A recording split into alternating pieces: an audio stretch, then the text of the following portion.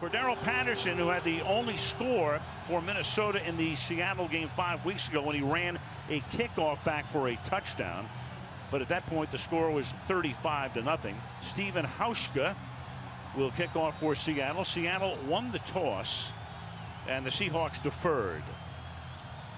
Yeah, ordinarily, you'd think kick it out of the end zone, but in this kind of weather, a guy like Cordero Patterson is going to get his chance.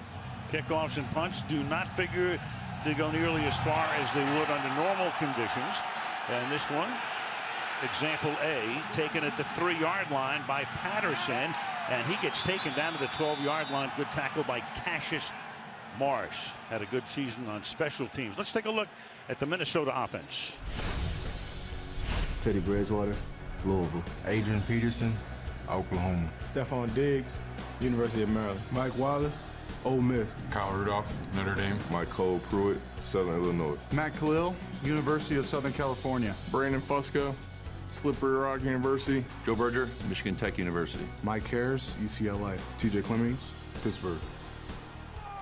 Clemmings, a rookie, picked in the 4th round. Start with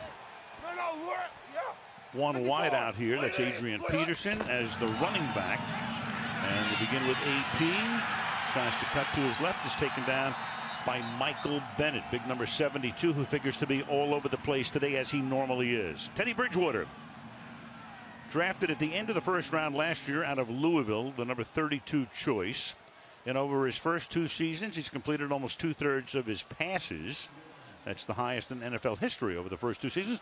A lot of stuff, of course, are check downs, shorter passes, and all quarterbacks hate game manager.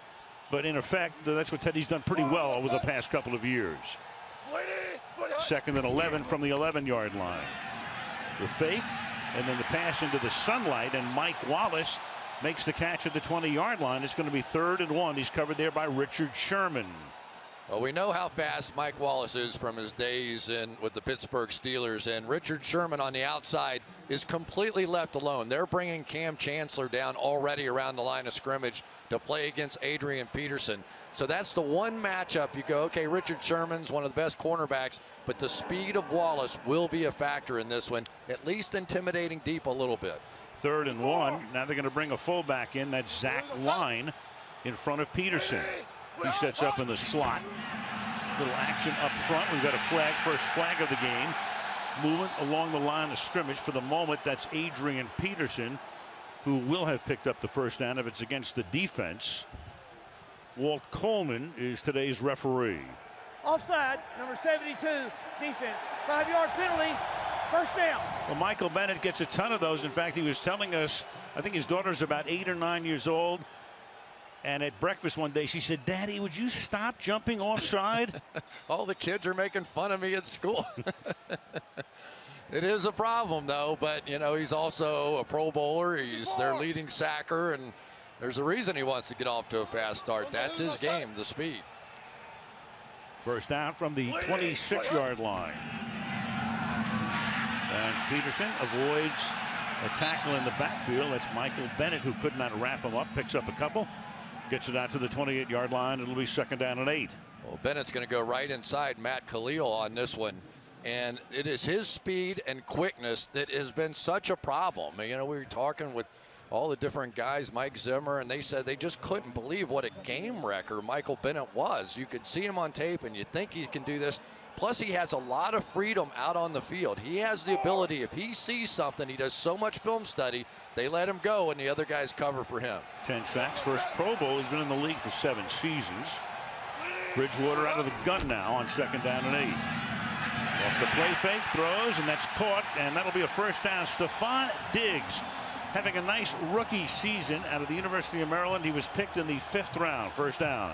Yeah, Deshaun Shedd was going to react up to the screen pass, and instead Bridgewater saw that and threw the slant. There was nobody in there, so nice job. It looks like Bridgewater is kind of under control already. He's got a couple of quick completions. I don't think you're going to see a lot of deep balls down the field. Get the ball out of his hands. Don't let this pass rush become a factor. Vikings really don't have a go-to receiver. Diggs, the rookie who caught that last one, led the team in receptions with only 52. And Bridgewater rolling and throwing, and that's out of bounds. It'll be 2nd down and 10. Let's take a look at that Seattle defense.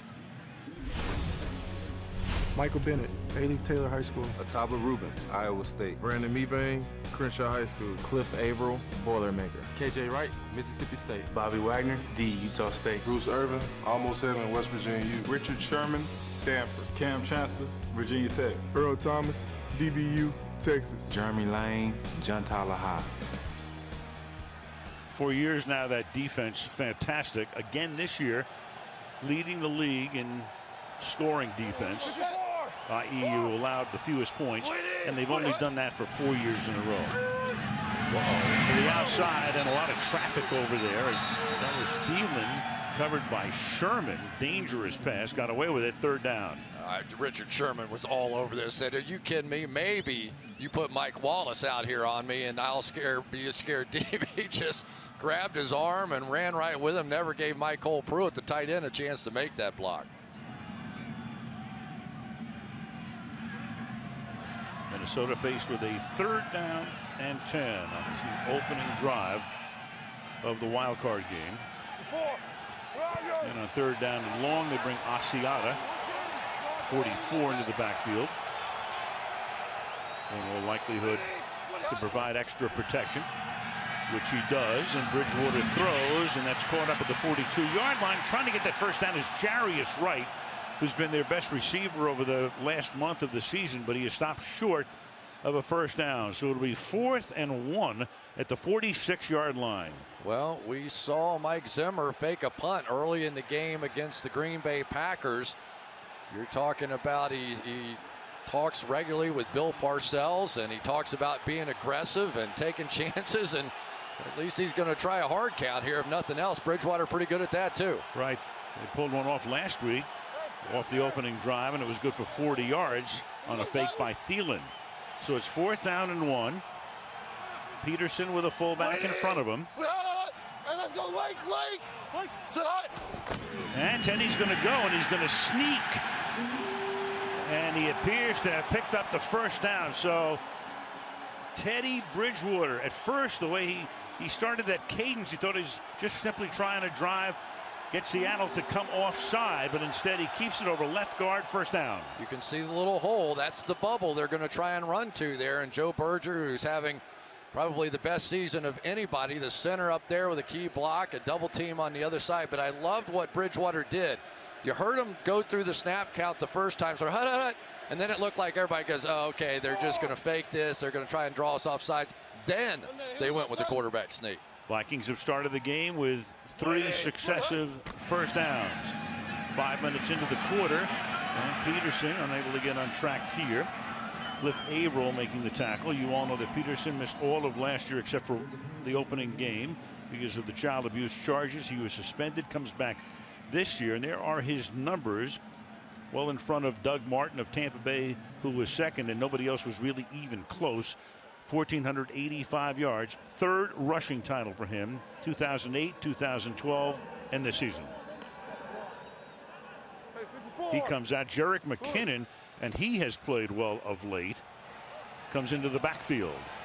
McKinnon, 2nd-year guy out of Georgia Southern, very versatile. And they bring Rudolph into the backfield as well. And Bridgewater throwing to the outside, and that will be caught by McKinnon, who is very close to a 1st down. Deshaun Shedd makes the tackle. It'll be 3rd down and short. Going to try and get him in here. Run a little route on Bobby Wagner on the inside. These are the throws they're going to want to make all day. McKinnon really has been a bit of a revelation on this offense. He's become so much of a factor on 3rd down, and just the ability now to set up these 3rd and shorts, 3rd down and 1. We've already seen a willingness to go for it on 4th down. And already this game feels different than the first time these two teams got together, when they just couldn't convert anything. They were 2nd down and 38 at one point in that game. 3rd down and 1. Yeah, that game was over early. It was 20-0 Seattle at halftime. And Peterson, and he's going to get wrapped up in his own territory here. Michael Bennett was the first guy through. So Adrian Peterson doing a little dancing and darting, going to the outside, but nothing was there. Bennett will get credit for the stop, and it's 4th down. Well, they keep trying to pull linemen around, and Michael Bennett is just going to swim right through all the blocks there and disrupt everything. Once you get in the backfield, it is just a problem. Now you've got Adrian Peterson having to go sideways, and going sideways against the Seattle defense is nearly impossible. This defense is just too fast. So Jeff Locke comes in First, to team punt. timeout. But Seattle. a timeout is taken here by Seattle before they get the ball.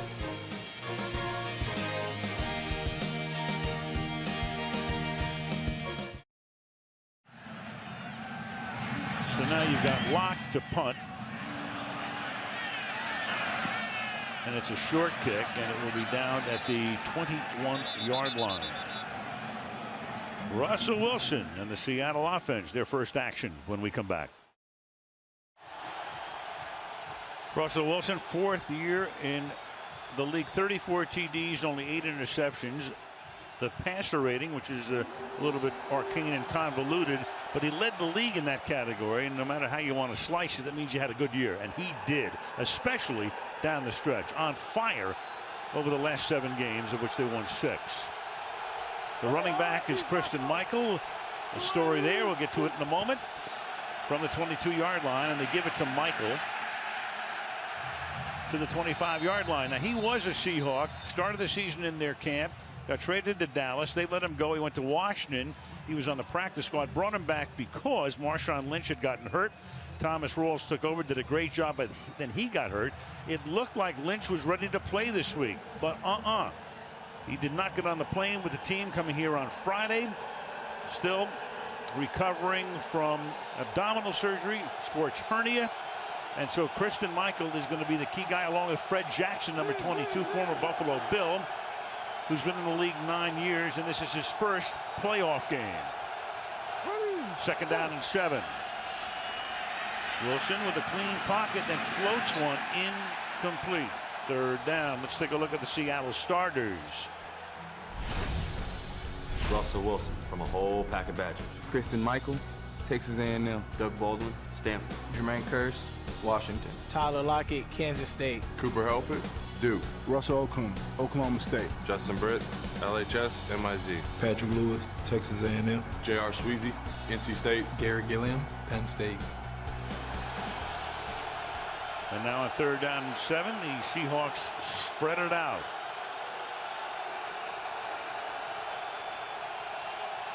Wilson, who never wears gloves, no matter how cold it is. Play clock is all the way down to 1, and the pass is juggled and incomplete. Kearse, the intended receiver. Xavier Rhodes is there. A quick 3 and out. Well, you always want to catch the first one when you're playing in different conditions, and that one got away from Jermaine Kearse there. Nice job by Xavier Rhodes. A little bit of an issue maybe with the sun field, that line right there. He went from the shadows into the sun. Who knows? Give him the benefit of the doubt, I guess. But that's a positive. This whole beginning of this game is a positive for the Vikings. And Ryan has to field a low snap, and then he's going to take off with it. And John Ryan will only get to the 29-yard line.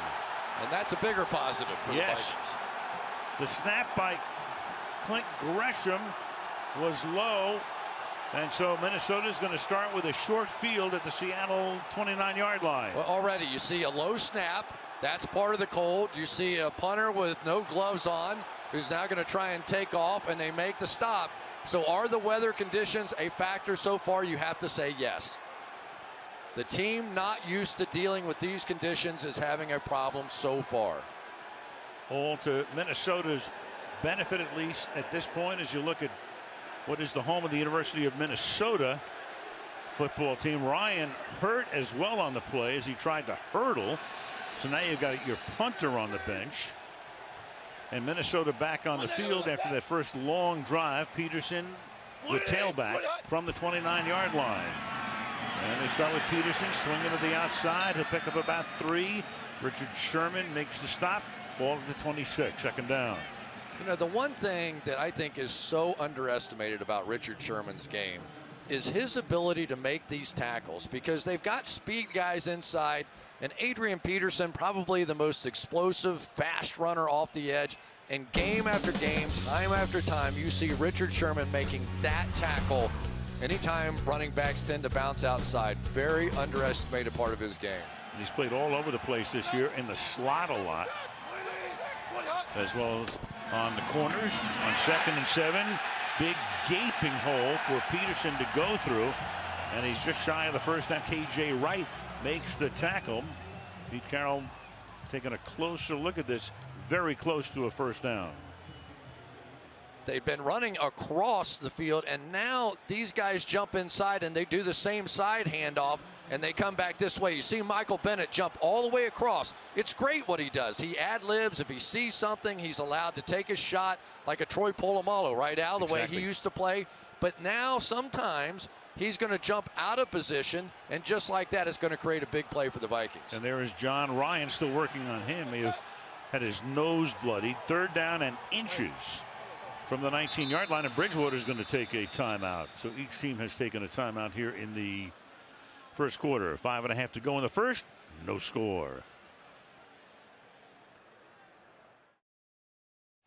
Adrian Peterson, rushing champ, 9 years in the league. Seahawks defense, #1 in rush defense, giving up only 81.5 yards per game. Postseason history, the #1 rush defense, 6-4 when facing a rushing champion, and only 59 yards for those champs in those games. Nobody's had 100 yards, and right now Peterson has started the day 6 carries, 8 yards. After the timeout, it is 3rd and inches. And Peterson right at the line of scrimmage. That little lean at the end will probably net him the first down. But every yard's been tough for him. 7 carries for 9 yards now, but they move the sticks.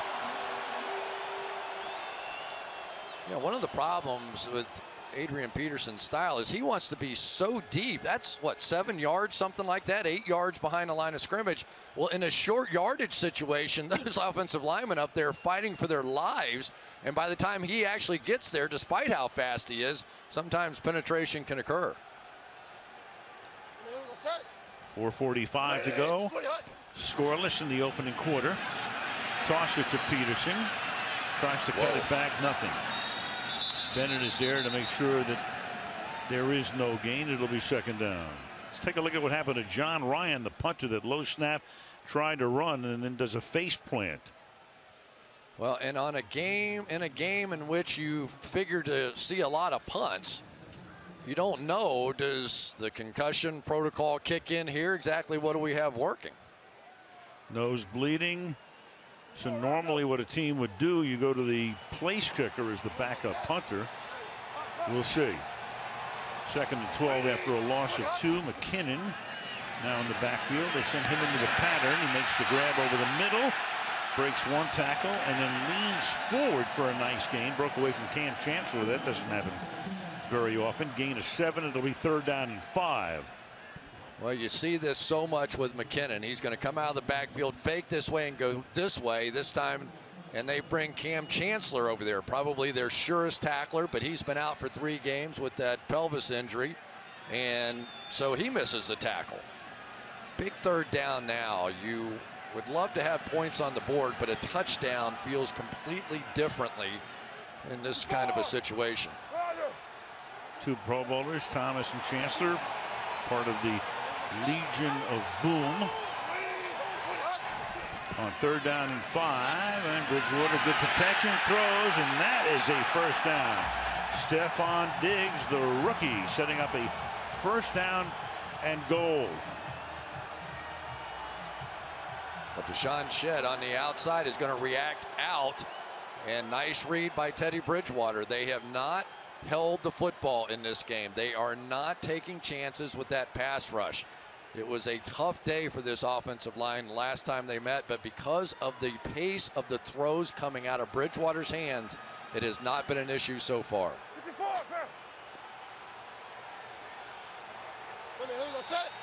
Minnesota's run 17 plays and Seattle's run 4. Peterson, 2 hard yards to the 5-yard line. They are just having a tough time blocking Michael Bennett. You know, it's not like he's doing anything that unusual, but he is just splitting between offensive linemen up front and working.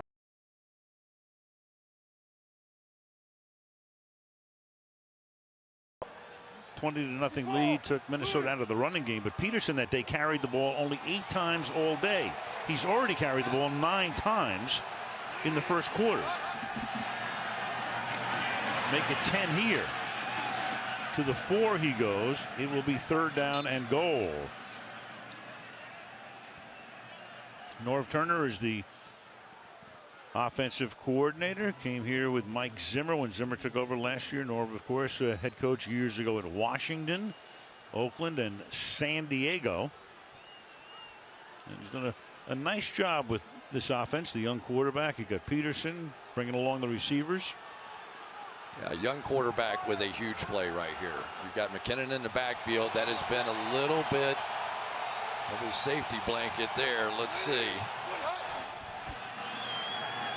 And he throws, and that will be broken up at the 3-yard line. Intended for McKinnon, and K.J. Wright, kind of one of the quieter of the Seahawk defenders. You don't hear that much about him, but he's had a fabulous season. Breaking it up, 4th and goal. Yeah, Al, I think that's a great point. K.J. Wright, to me, is that one guy. He's 6'4", 6'5". He can cover backs. He can cover tight ends coming out of the backfield. Nobody ever talks about him. Leading tackler on this football team. Makes so many big plays for them. 22-yard attempt for Blair Walsh. Nice hold there by Locko. Had to reach up for it. Puts it down. Walsh puts it through. A minute to go in the opening quarter. Minnesota leading 3-0.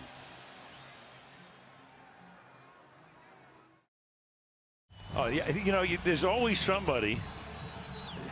I always wonder what the over-under is on a guy like that getting to the emergency room. Half an hour? To the 5-yard line.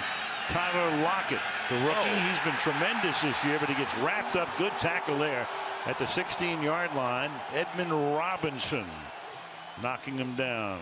Less than a minute to go in the quarter. 3-0 home team.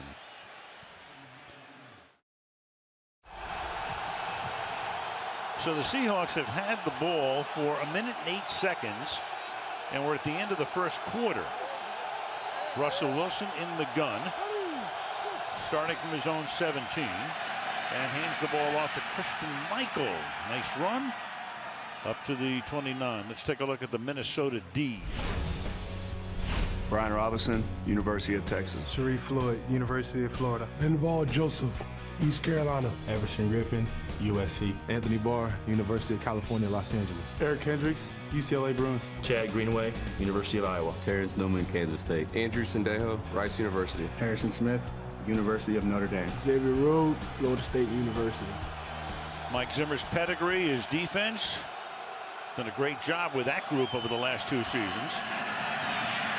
And now plugging ahead and twisting and turning and picking up 5 is Christian Michael.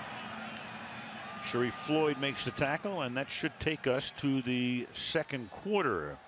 So Minnesota's had the ball almost the entire period. We have played 1 in this wild card game. 3-0 Vikings in this wild card playoff game on NBC continues after these messages.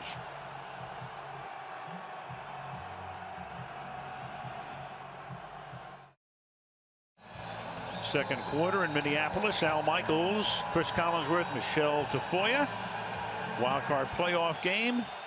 The Tundra Bowl temperature is now -3. Wind chill factor at the start of the game was -25. It's 2nd down and 5.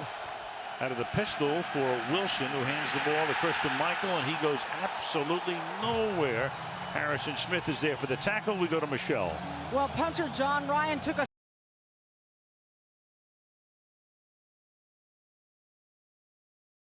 Stephen Hauschka has not punted in an NFL game. Ryan is also the holder on field goals, but we saw that Russell Wilson was practicing with the long snapper Gresham on the sideline here holding. So we'll see what develops, guys. Oh boy, didn't Bill Parcells tell Pete Carroll You can't let your quarterback hold on a snap. Remember that wild card round. Probably told Mike Zimmer. 3rd down and 6 from the 31. And Wilson's going to, he tried to take a timeout and did. Play clock was going to 0 to avoid a 3rd and 11. Seattle takes its second timeout of the half. Let's take a look at what Russell Wilson probably saw there. Mike Zimmer is known for this mug package, if you will, but coming off the side over here is Harrison Smith, and sometimes they'll bring the corner off the other side in the nickel package, and you just got the feeling that Russell Wilson realized early on that he was going to have a problem with protection right there. 3 games against the Vikes in his 4-year career. Look at those numbers. 8 TDs, no interceptions, and of course those numbers very similar to the way Russell played down the stretch. I mean, over the last half of the season, the last 7 games specifically, 24 touchdown passes, 1 interception. That is over the moon. Yeah, he's been brilliant, very much in the MVP conversation as far as I was concerned at the end of the year. And now comes Doug Baldwin time. One of the reasons his numbers have been so good is Doug Baldwin has gone crazy. 14 touchdown receptions, over 1,000 yards. The first Seattle receiver over 1,000 since '07.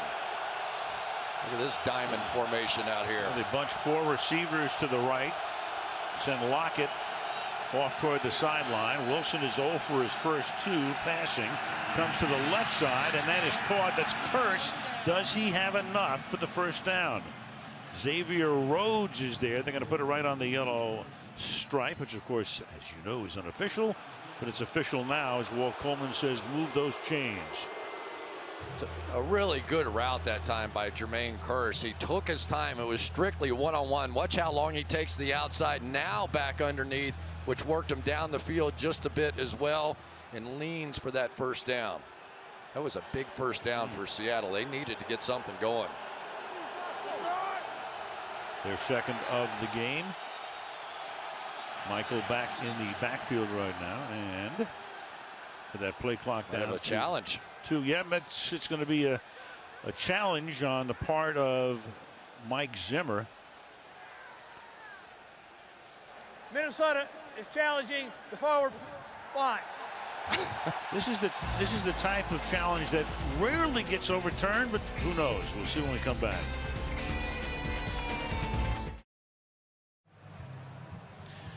Very close, but I don't see enough to overturn this thing. We're going to show you in a second. Zimmer challenging the spot. His elbows down. That's where the ball is dead. The stick you see on the far side, that is official.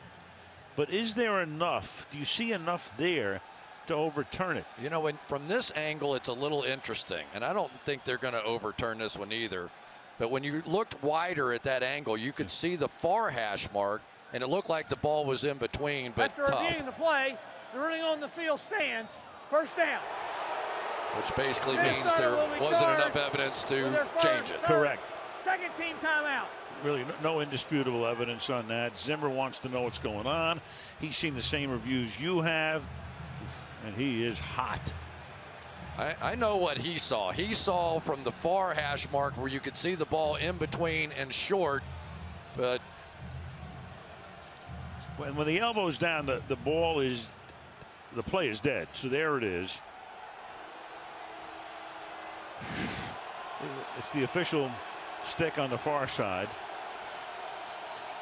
Not enough to overturn. You see Zimmer's reaction, of course, and the end result is a first down for the Seahawks at the 38-yard line. And we shall see what the net result of that is. Seems like possessions are rare already in this game, and this could end up being one of those afternoons. 2 tremendous defensive teams. Crowd venting its wrath. Stack 3 receivers to the right side, and that opens up a gaping hole for Christine Michael, who gets spun down at the 44. Good tackle by Xavier Rhodes, 3rd year out of Florida State, their #1 pick back in 13. This is really the power of Russell Wilson. Because you have to play this with him, this defensive end comes up the field, and then you go. just because you have to play Russell Wilson on that read option, it is going to create running lanes inside, because Everson Griffin here has to play two guys. He has to take Russell Wilson on that play, and everything else got washed down. Wilson rushed for 553 this year, and his average was 5.2. 2nd and 4. They go 5 wide here, and the pass is high, intended for Fred Jackson. It'll be 3rd down and 4. Ziggy Wolf with the sunglasses on with his brother Mark, owner-chairman Ziggy Wolf of the Minnesota Vikings. Watching his team, they made the right choice in Zimmer. Got things turned around, brand new stadium. Super Bowl will be here in a couple of years. Everything looking up, and meanwhile, the play clock again goes to 0. And a timeout is taken by Seattle, and that is their last timeout of the half. Timeout. Seattle. 30-second timeout. Well, we talked about, there's a lot of things to talk about. One of the things we should talk about too is Marshawn Lynch, because we don't see him in the lineup. He practiced all week. Indications from Pete Carroll were that he would play, but they were ready to leave the facility for the airport about an hour before the buses left. He said he couldn't go, so he's home. Which is disappointing because of the fact that Marshawn Lynch took almost all the practice reps this week. So Christian Michael, who has recently come back from Dallas and Washington, all of a sudden is going on limited reps out here today. So what you need out of your player in that situation, as soon as you know that you're not going to be able to play, you have to tell the head coach and let him know. Otherwise, your practice gets all messed up. Well, without Lynch this year, it hasn't been a problem. They started out slowly, the whole team did. And then Marshawn got hurt, hasn't played since mid-November. A couple of questions here too, Chris. Is he healthy enough to play next week if they win? Or is that the end of Lynch in Seattle? Because Thomas Rawls had a great year. He got hurt, but he's going to be their back of the future in all likelihood. Yeah, next week and next year, 2 different questions. If right. He's ready, he'll be in there next week.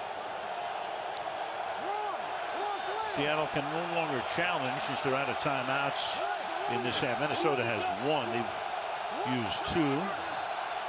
1 actual one and 1 on a challenge that didn't work. 3rd down and 4. And again, that play clock is all the way down again. Snap it at 1. And Wilson's going to take off and gets spun down short of the first down. Ball is out, but after the play was ruled dead. So he is tackled up at the 46-yard line, and Wilson takes a shot there. It's 4th down, and Ryan is coming in to punt right now. Things were flying everywhere. Russell Wilson got his mouthpiece knocked out, I believe, and then those hand warmers come flying out as well. Mouthpieces, hand warmers, everything on the ground. And so far for Russell Wilson, this has been tough, and this is going to be interesting now. So Ryan took that low snap, and you got Gresham snapping it again, who bounced one to him the last time. This one's low again, but he's able to get it away.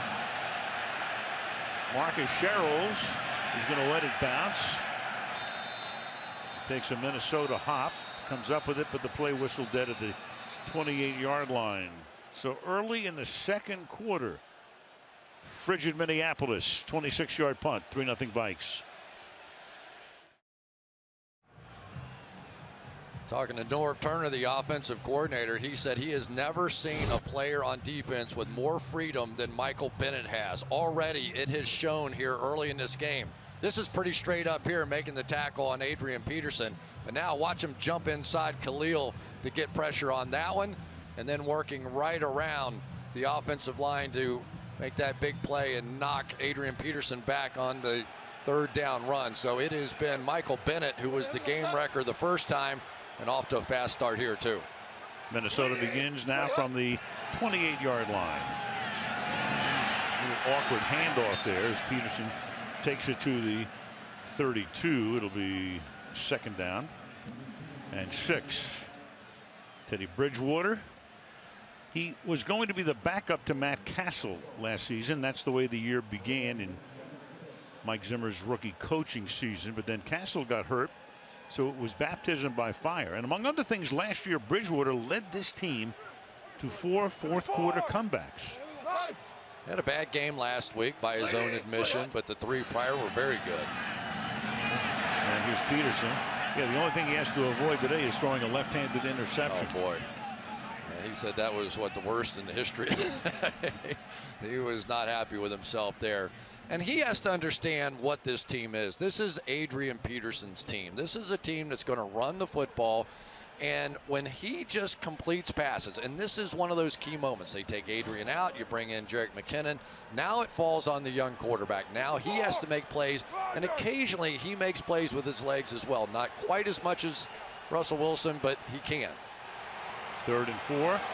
He has McKinnon in the backfield with him. Now he has extra protection with Kyle Rudolph, the tight end, off to his right. And Bridgewater sliding and then throwing, and it is dropped. It's incomplete. Earl Thomas just got there. The pass intended for McKinnon. It'll be 4th down. Yeah, and I think Cam Chancellor got away with one there. Thomas is going to come over the top here and end up making this play, but Cam Chancellor reaches out and grabs McKinnon, which kept him just enough away from that ball for Earl Thomas to be able to get there and knock that out. Now Lock to punt. Tyler Lockett, who's had a great rookie season. Again, because of that cold air, the ball is so hard, a very short kick, and Lockett brings it back to the 39-yard line. Tackled there by Trey Waynes. 10-10 on your dial. Left in the first half. 3-0 Minnesota.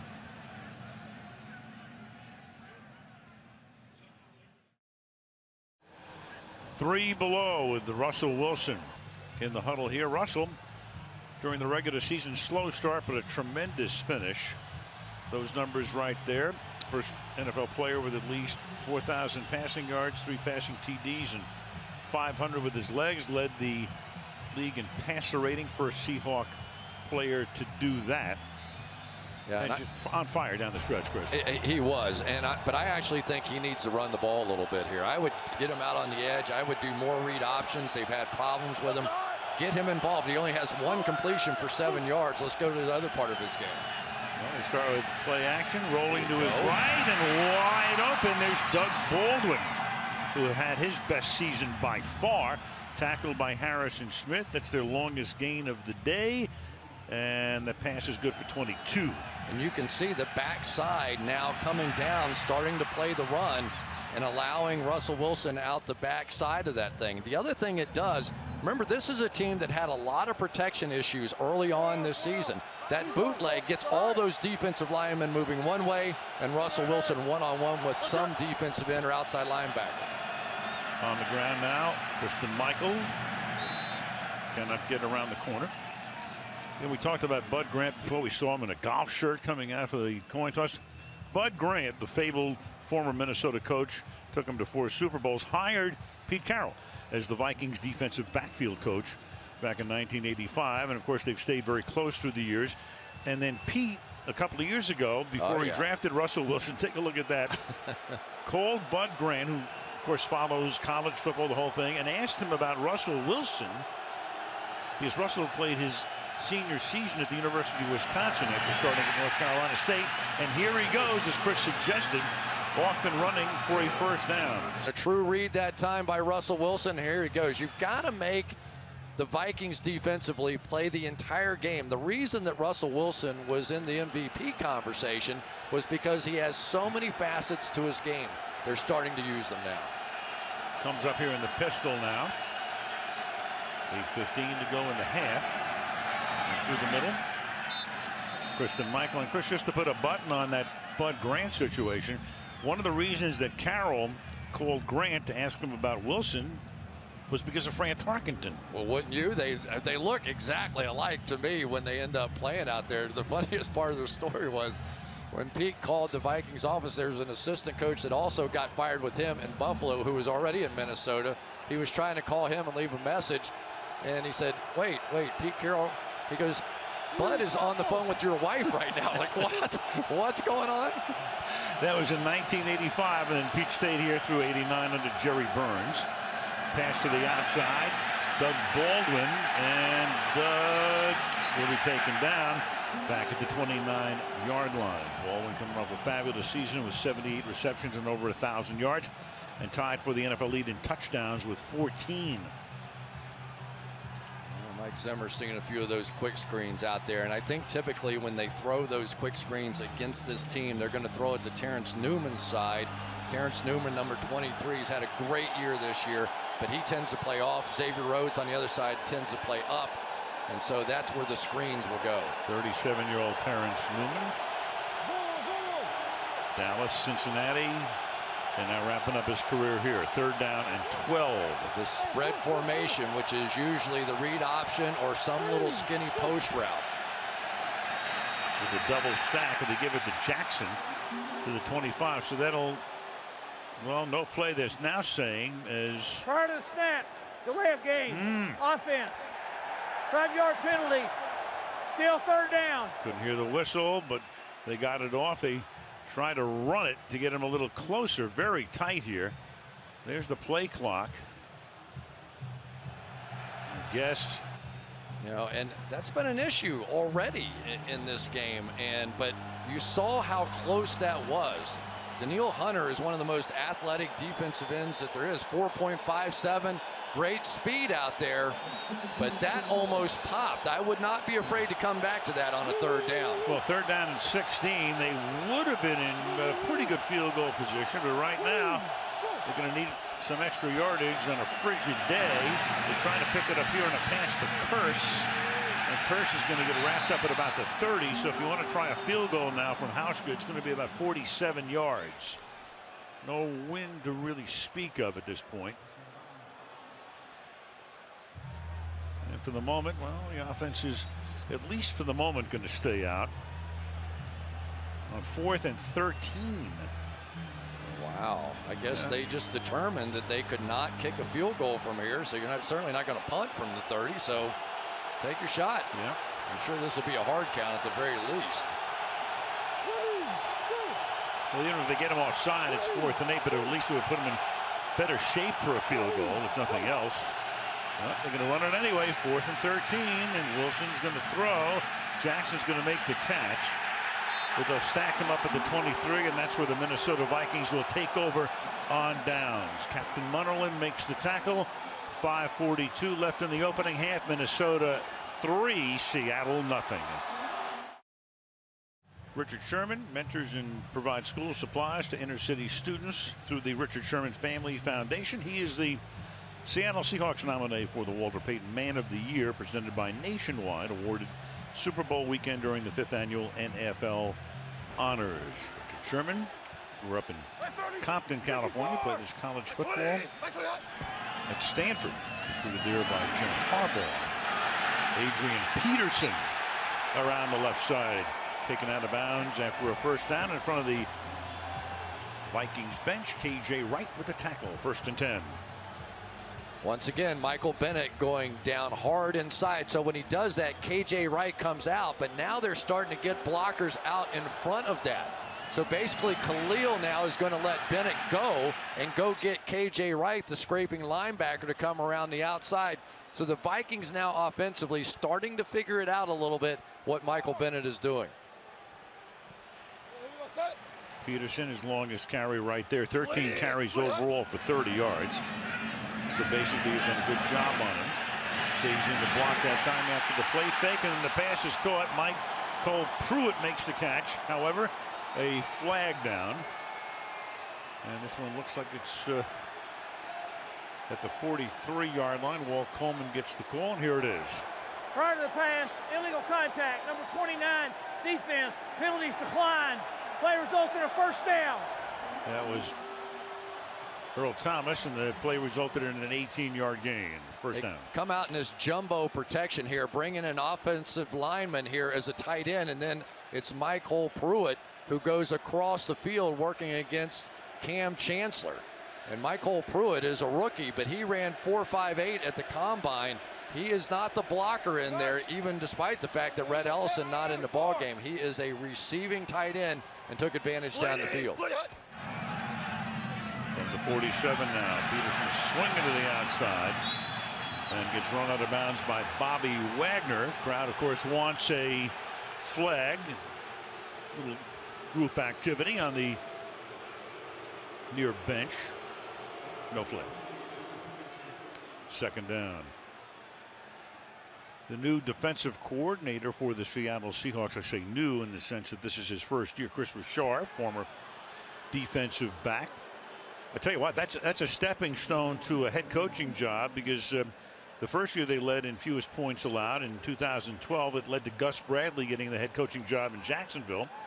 Then Dan Quinn, the next couple of years, was the defensive coordinator, now the head coach at Atlanta. Chris Richard, that'll be pretty good on his resume as well. How'd you like the pressure of that, though? You got to lead the league in scoring defense just to tie. And he did it. 2nd down and 9. Little flip pass to Zach Line, and wow, he is taken down by Cliff Averill, making it 3rd down. Seattle defense, you go back to the last 4 years, 1-1-1-1-1 in fewest points allowed. The last time a team did that, the Browns in 53 and 57 in a league that only had 12 teams. Last 5 road games, they've given up 1 offensive touchdown. That was Palmer to Fitzgerald last week. The only other touchdown was Patterson's run back in the game here when the score was 35-0. Well, it wasn't 2 below, though, or whatever it is here now. It's about 2 below. And we're heading for 0, baby. 3rd and 13. High pass, but taken in, and that's Pruitt. And he'll get tackled back toward the 50-yard line. Richard Sherman leading that charge. So after a couple of good plays, a Peterson run and a Pruitt reception, they bogged down 4th and long, and in comes the punting unit. Yeah, just one of those plays where they basically just go down the field with the wide receivers to block. Mike Wallace made the block, but nothing out there. Richard Sherman too good on the tackle. Locke to send it down toward Tyler Lockett. And Tyler Lockett's going to make the catch at the 9-yard line on the run. A little dangerous there, and tackled by Zach Line up at the 15. So 2:48 to the half. Sherman makes the tackle here. Plays special teams as well quite nicely. 3-0 Vikings.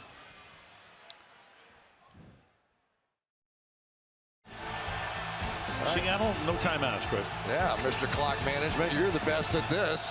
1 timeout for the Vikings, none for Seattle, and you know the Vikings would love to get it back, and the Seahawks need to get points on the board, so this time management is going to be really interesting to watch. Let's give the 2-minute warning in 48 seconds. Seahawks deep in their own territory. Doug Baldwin, that's a short gain of a couple. Doug Baldwin played at Stanford. So he was there with Andrew Luck. He was there with Richard Sherman.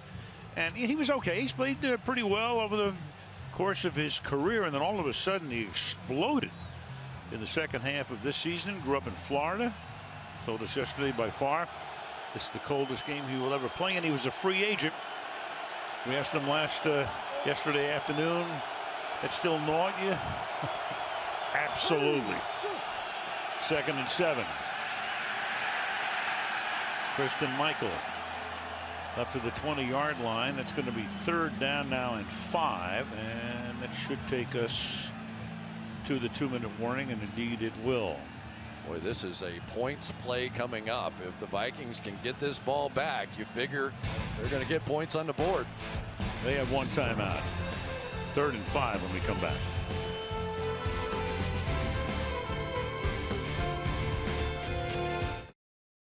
Fred Jackson is the back here on 3rd down and 5 with 2 minutes to play in the opening half. Wilson retreating, and he's going to go deep downfield, and there's all kinds of contact and interference. 2 flags. Tyler Lockett interfered with by Xavier Rhodes. So they air it out.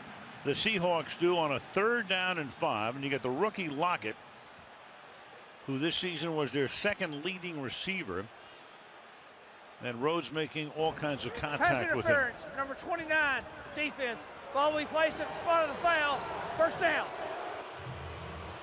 Well, Xavier Rhodes had to get interference called on him because he never turned around to look. Nice job by the young receiver Tyler Lockett to at least try to come back to the ball. And that's an easy call. It's just really poorly played that time. And that goes back to some of the issues that Xavier Rhodes had earlier in the year when he was getting all those pass interference calls. Now you see why he's not getting his head around. That was Anthony Barr blasting Wilson at the end of the play.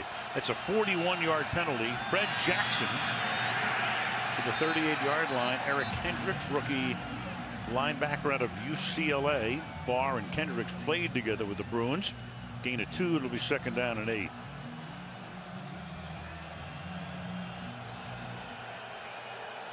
Darrell Bevel, the offensive coordinator,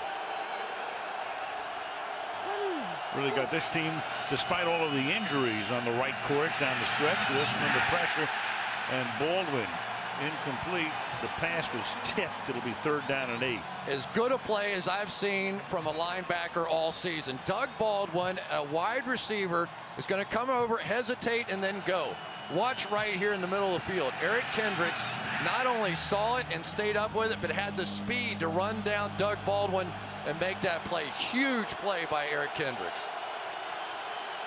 So Kendricks involved in the last 2 plays, setting up a 3rd down and 8, 1:23.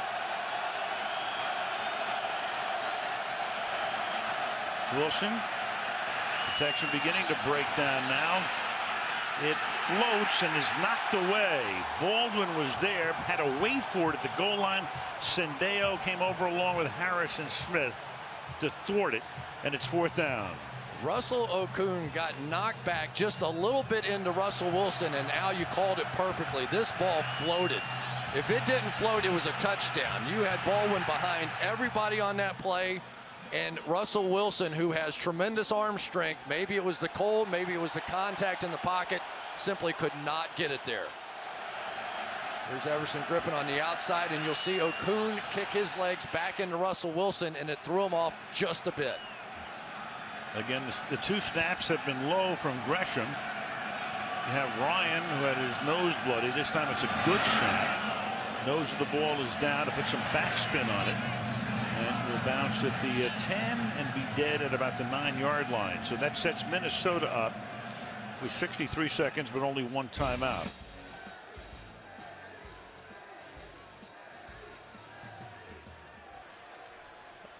And you look at the time of possession early on. It was all in the first quarter when Minnesota had the ball, almost the entire quarter. Yeah, we're going to get the old take a knee here, and if Seattle had not wasted all those timeouts with the delay of game calls, or almost delay of game calls, they could have had 3 timeouts here in which to maybe get the ball back, but not good clock management throughout. Well, only 1 timeout for Minnesota. Long field, cold conditions, and they'll be content to take that 3-0 lead into the locker room. And the Seattle Seahawks are going to get the ball as we start the second half. Well, I would imagine Mike Zimmer is absolutely thrilled with how this game has gone. This is old school football. This is take advantage of field position, punt the ball, don't turn it over, don't make big mistakes. Mike Zimmer football to a T. Well, 5 weeks ago, the teams met here at the half. It was 20-0 Seattle en route to a 38-3 win. When it really matters now in the playoffs, it's 3-0 Minnesota at halftime. Again, the Vikings with a win go to Arizona. Seattle, if they win, they go to Carolina.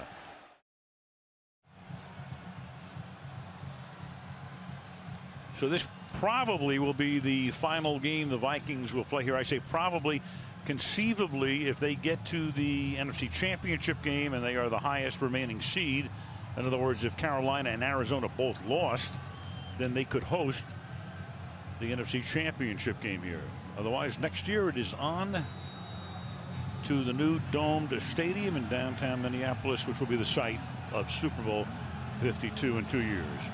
So Seattle deferred, so they get the ball to start the second half, with Walsh sending it through the end zone.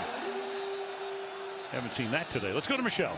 Well, I spoke with Pete Carroll at halftime. He was surprisingly upbeat, and he said some of the clock management issues that they had in the first half were due to problems with the headsets on the field and the inability to communicate clearly. He thinks that's been cleared up. And for as much as we were told by players coming into this game that cold is cold, he said it is an issue, and one of the things he wants to focus on here in the second half, converting on third down. They were 1 of 5 on third down in the first, Al. Yeah, that made a big difference, Michelle. And on the other side, Minnesota was 2 of 7, so neither team with a lot of success in that area. Seattle starts from the 20-yard line. And that roll to the right off the play fake. But Wilson's going to get spun down. He tries to throw the ball away. Does he throw it forward? Chad Greenway had him wrapped, and then Greenway has the ball, and Walt Coleman, it's a good call, will come in and say he was trying to. Area, incomplete pass. Yep. He was dangerous. He was grabbed, but he definitely flipped it forward out of the pocket. So once you do throw a pass, once it gets to the line of scrimmage. No receiver is there, and no eligible one anyway. Well, it's what they do to try and protect these quarterbacks and keep them in one piece, give them that option. Crowd frustrated after they see what you just saw. Second down and 10 from the 20. Now Christian Michael. Third down. Well, 107 yards total passing in the first half. So what should Seattle do? Why not come back to what's worked best so far? This read option package. Just read the end. In this case, Everson Griffin. If he comes up for your quarterback, just hand it off. If he goes down for your running back, let Russell Wilson get involved in this game running the football. It is one of his strongest attributes, and they desperately need him. But now third down and very long. That's 107 passing yards for the two teams combined. Third down and 10. Four-man rush, pressure put on, and a one-handed grab by Doug Baldwin. Sensational catch on a third down and 10. That was awesome. Watch this catch on third down and 10. You don't know if you're going to get drilled in the back. You don't know what's going to happen. He comes down and keeps that drive alive. Pete Carroll wants to convert some third downs. Superstars have to make plays in the playoffs. There's your guy with 14 touchdown passes on the year. Awesome. How routine has that one-handed catch become this year?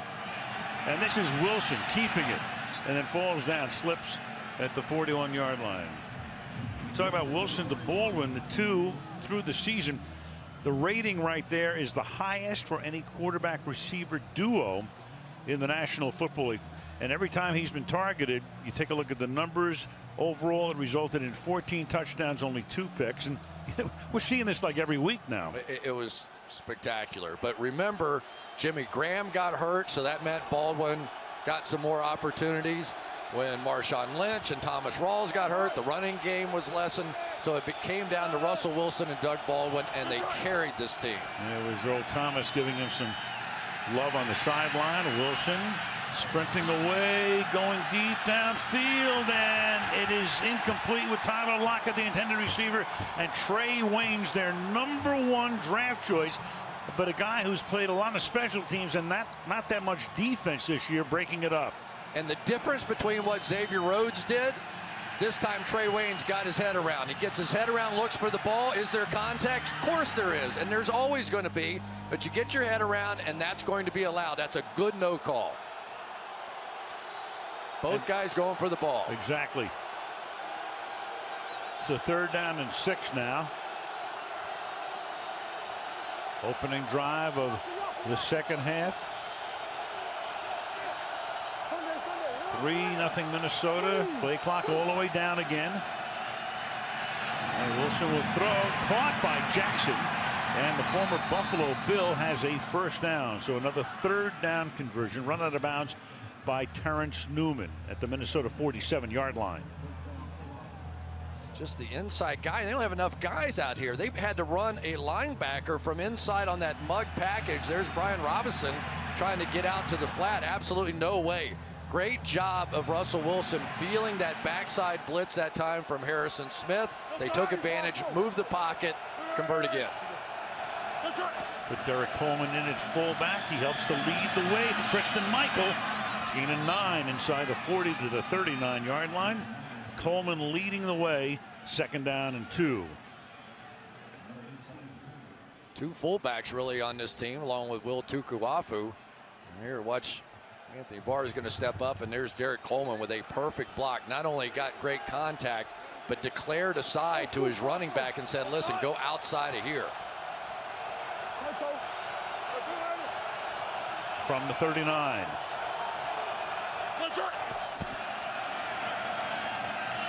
Michael. And he will not pick up the first down. Daniil Hunter, the rookie out of LSU, who is the youngest player in the league, turned 21 just around Halloween time, makes the stop. 3rd down and 1. Yeah, Chase Hoffman trying to block him, but what a revelation he has been. 6 sacks on the year. So now another big 3rd down conversion here. And this is one you could actually take a chance if you wanted to, because probably would be 4 down territory. So if you wanted to take some kind of a shot here, nice opportunity.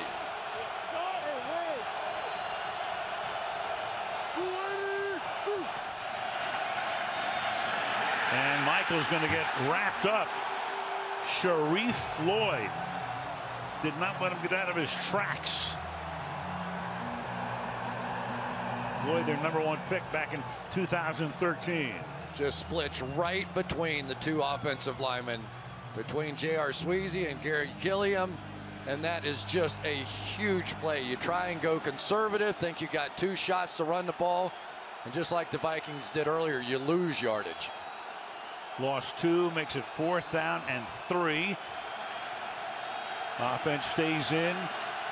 3 receivers split to the right, 1 to the left. They are unsettled back there.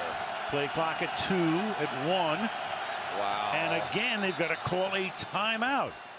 And Michelle talking about, Pete said they had communication issues in the first half. 30-second timeout. Apparently not rectified.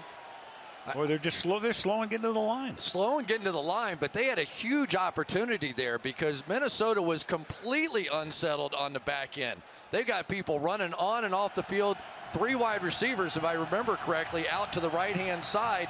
They could have had a layup for a 1st down, and they just simply couldn't get the ball snapped in time.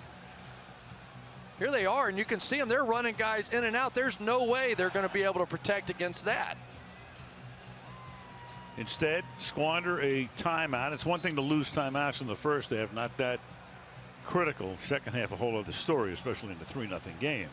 You know, and this offense struggled earlier in the year, but really has just been so red hot lately. And maybe it's the cold, and I'm having a hard time explaining it, but this just does not look like what we've seen out of the Seahawks in the second half of the season. Maybe it's the Vikings defense. Let's give them a little credit. For sure. Well, they've converted 2 3rd downs on this, the opening drive of the second half. Now trying to convert a 4th down.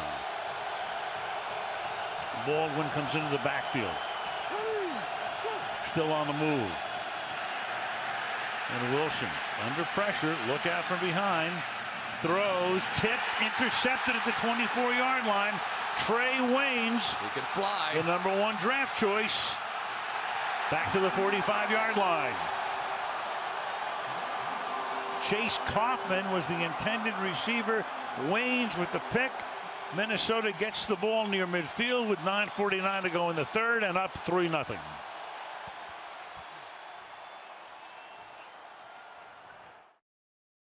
-2 here. Feels like -16. It's 44 in Seattle. And for our friends Joe Buck and Troy Aikman, I looked it up. It is 61 degrees in Landover, Maryland. My old partner's living a life. The old wuss is there. Come on, it's a 63-degree difference between Minneapolis and Landover. And Joe will still be cold. Yeah. After the pick, Minnesota starts from the 46-yard line. And Bridgewater slides one out to Zach Line, and the fullback has an 11-yard gain. Flag down. Wagner makes the tackle. Flag down all the way back at the 36-yard line. Oh, Coleman. boy. Personal foul, roughing the passer, 56, defense, late hit, 15 yards out of the end of the play, 1st down. Cliff Averill. Oh boy, if you're going to hit him, hit him. This is a little shove from Bennett and Averill and knock him down, and that is big. This has to be one of those games now that defensively you start to get frustrated. The only thing that Seattle's defense has given up is when the punter dropped the ball and had to run it. They got the field goal out of that. So they've been great so far in this game, but here they are now back inside the 30-yard line. And you could just feel the confidence growing, not just with this crowd, but on the field for the Vikings as well. Penalty takes the ball down to the Seattle 28.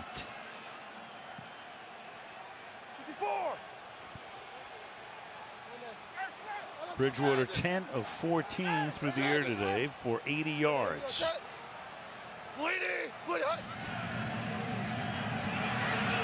Peterson runs into a stack and is tackled at the 25. Off we go to Michelle. Well, Mike Zimmer told me at halftime his offense had too many negative plays, putting them in some bad situations. He wants to see them be a little more patient. And of Adrian Peterson, he said he's facing extra defenders at the line all game long, and that makes it tough for him to run downhill. But he said, I guarantee you, he's going to hit one eventually, guys. Well, he's 34 yards on 15 carries so far is AP. Longest was 13. Sets up deep as he always does here on 2nd down and 7 from the 25.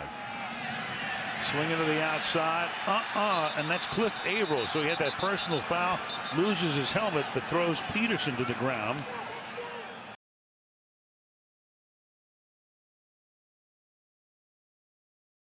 Tackles all day.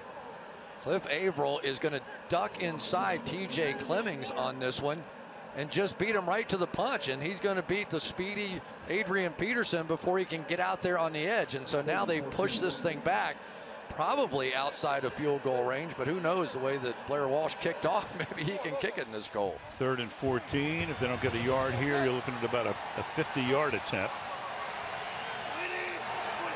3 receivers all to the left and looking over the middle and then throwing, and McKinnon makes the catch and is still on his feet and then is taken down at about the 25. So you're looking at about a 43-yard attempt right now to make it 6-0. About halfway through the 3rd quarter. Only scoring in the game off the foot of Blair Walsh earlier. It was a 22-yarder. Little chip shot. Spot this one at the 34, so it's going to be a make it 43-yard attempt. Put it down at the 33-yard line. He's made 6 over 50 this year. The 43-yard attempt into the Frigidaire is perfect. 7:04 remaining in the 3rd quarter in this wild card playoff game. 6-0 Minnesota.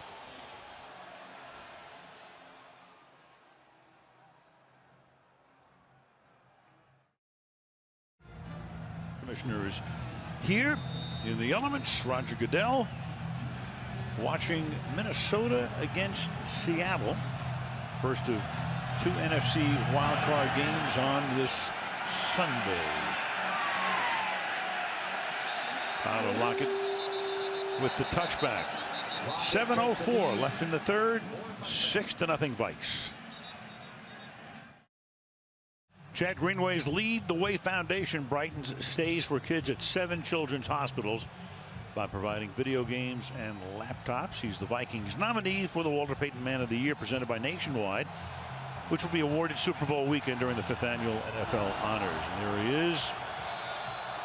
Good guy, good career. We talked about maybe wrapping it up, and yeah, I get the feeling he may spend one more year here. He's having fun right now, don't you? For sure. Seattle starting now from the 20-yard line. Play action. Look out, and wrapped up Everson Griffin. 10.5 sacks led the team, and he envelops Russell Wilson. What a great move by Everson Griffin on the outside. He's going to fake a spin move right here and then go the other way. So Russell Okung, who's coming off that calf injury, had no idea. And I think that Russell Wilson kind of turned and was going to peel out of there and just took one right in the face mask. If anything, Al, this game looks like the reverse of the game these two teams played. All these 2nd down and long situations. Yep. Pete Carroll knows all about Griffin. He recruited him. Griffin played for him at USC. 2nd and 19, and Wilson is going to go down at the 7-yard line. Sharif Floyd, who made a big play the last time Seattle had the ball. knocks him down. Al, it's really interesting what we're seeing. Most teams don't do this. They're rushing behind Russell Wilson because he wants to escape backwards. You've seen him so many times this year back up, and look what the Vikings are doing to him. They're getting in behind him. He typically does not step up and through. He wants to escape backwards. The Vikings' strategy in this one is to get behind him, and it's paying off big time. Coming in the back door. 3rd down and 23. And now just to give them some room, Michael will take the ball back to the 20. So that's a gain of 13, but another punt forthcoming. Wow. I mean, this is an offense that has overcome so much this year. The loss of their first 2 running backs. Now 2 tight ends. Luke Wilson not playing in this game, or Jimmy Graham. Russell Wilson, Doug Baldwin took over and has played so well, and now they're getting shut out by the 5th scoring defense in the NFL. You saw Gresham, the snapper. He's had 2 short snaps. Ryan, who did the face plant in the first half. This one, the snap is good. Marcus Sherrills is back to take it in, collects it at the 40-yard line. And can he get around the corner? No, he cannot. Good coverage. And a flag is thrown, though. Could be a horse collar on Derek Coleman. So Coleman was able to corral him, but then draws the flag. There you go. Isn't it amazing, Al? There's so many games on the outside. This was sort of considered a laugher, right? Personal foul, horse collar tackle, number 23 of the kicking team. 15-yard penalty, 1st down. Hawks ain't laughing at the moment. 6-0 Minnesota.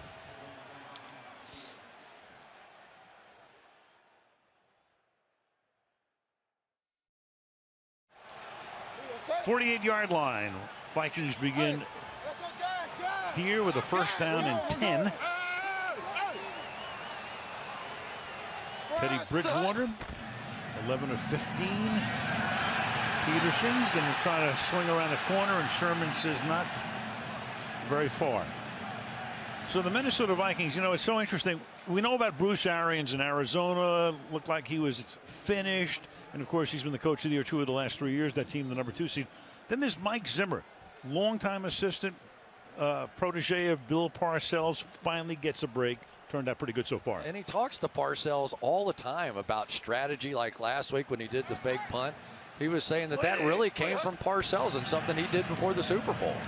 2nd and 7. And you get a flag here as Jarius Wright was covered by Richard Sherman. Yeah, and Richard Sherman looked like he grabbed the jersey. Number 25, defense. Ball will be placed at the spot of the foul. 1st down. Looked like he grabbed the jersey and pulled himself forward on the tail end of this. Let's see. So not here, but right here as he stops. Can't really see it right there. His arm, his jersey, something, but you could see his body get propelled forward.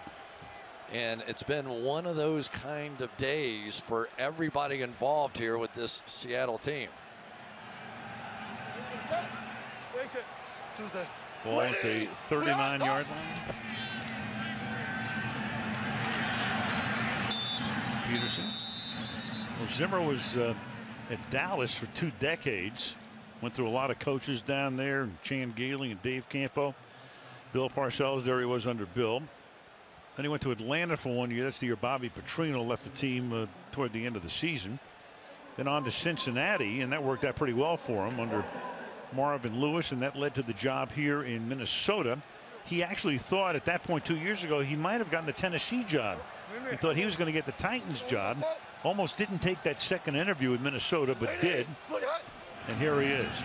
2nd and 8 to give the ball to Diggs on the inside handoff. And Diggs will get bounced down by Earl Thomas a couple of yards shy of the 1st down. They go back with that jumbo package. Austin Shepard, an extra offensive lineman in the game, and then they go with the jet sweep away from it. So that's twice now. Last time they got in that package, they threw the ball to Michael Pruitt. This time they run the jet sweep. So they come out in a power run formation and give you a bit of a gimmick. Less than 3 to go now in the 3rd quarter. And just at the cusp of field goal range, so a big 3rd down and 2. And the pass to the outside, and that will move the change as Diggs makes the catch. A little outside move, 1st down. I tell you what, a year this kid Stephon Diggs has had. He has simply come up big for them the entire year. Their leading receiver, second only in the NFL this year to Amari Cooper as far as yards for a rookie, and he was the 21st wide receiver drafted. Whole bunch of swings and misses on that guy. 5th round pick. Played his college ball at Maryland.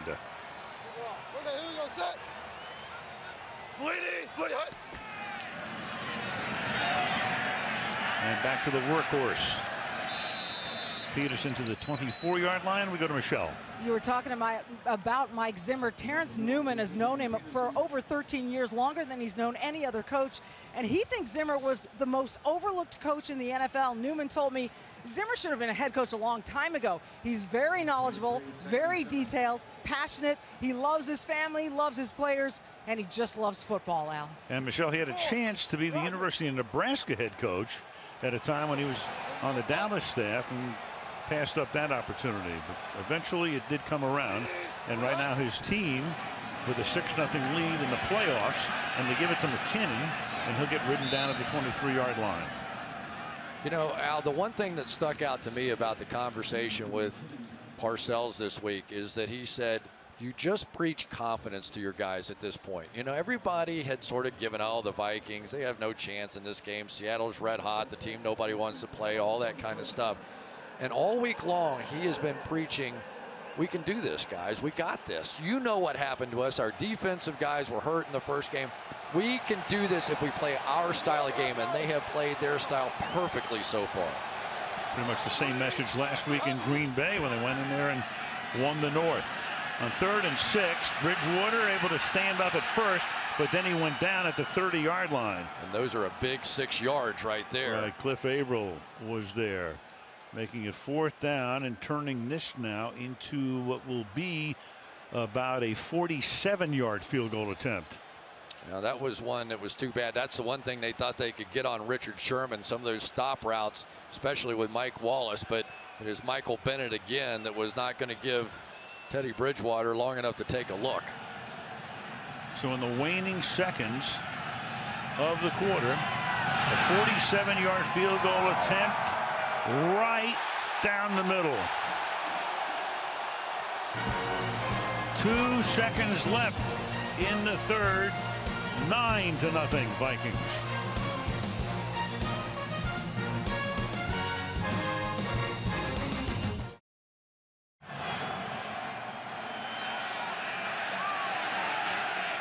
And a touchback here with 2 seconds to go in the quarter. All right, let's take a look at some of these field goals. A lot going on. Blair Walsh had to kick with the laces dead towards him. Most kickers absolutely hate it. I think he actually got under the laces, though, with that kick. And then on the last one, it was Richard Sherman who came within a hangnail of blocking this one. If he had laid out on this one, it's possible. Look at this. Almost hard to believe he didn't touch it. There was no space whatsoever between his hand and the ball. That close to a turnaround play for Seattle. Sherman gets warm on the sideline. Meanwhile, that offense has to find something. They've been blank to this point. Seattle has only 7 first downs in the game. They have only 126 yards in the game. Totally different story from 5 weeks ago when they dominated. And Wilson starts with a pass off the play fake, and that's Kevin Smith for a 15-yard gain, and that's going to take us to the end of the 3rd quarter. So 15 to go in regulation. 9-0 is the score. This wildcard playoff on NBC. Back after these messages.